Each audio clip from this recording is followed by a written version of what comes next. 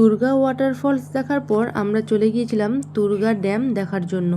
আর ওখানে যাওয়া মাত্র এতটাই গরম আর রোদ লাগছিল যে ওখানে দাঁড়াতেই পারছিলাম না। আর আমাদের দুপুরের খাওয়াটা তখনও হয়নি, তাই প্রচণ্ড খিদেও পাচ্ছিল। তাই আর ওখানে বেশি ঘোরাঘুরি করিনি, বেরিয়ে চলে এসেছিলাম ওখান থেকে। তারপর খাওয়া দাওয়া করে আমরা চলে গিয়েছিলাম পুরুলিয়ার একটি বিখ্যাত গ্রামে। গ্রামটির নাম চরিদা গ্রাম বা চারিদা গ্রাম। এখানে বিশ্ববিখ্যাত ছৌ নাচের রঙিন মুখোশ তৈরি করার জন্য এই গ্রামটি ভীষণভাবে বিখ্যাত। আর যেহেতু গ্রামটির নাম মুখোশ গ্রাম, তো তুমি যেদিকেই তাকাবে সেদিকেই মুখোশ দেখতে পাবে। আর এদিকে চলছিল দুর্গাপুজো, আর দিনটি ছিল দুর্গাপুজোর সপ্তমীর দিন। এখানে মাকে প্রণাম করে বাকি গ্রামটা আমরা ঘুরে দেখছিলাম। আর আমি গুগল থেকে জানতে পেরেছি এই গ্রামে প্রায় 150 থেকে 200টি পরিবার বংশ পরম্পরায় এই শিল্প কাজের সাথে যুক্ত।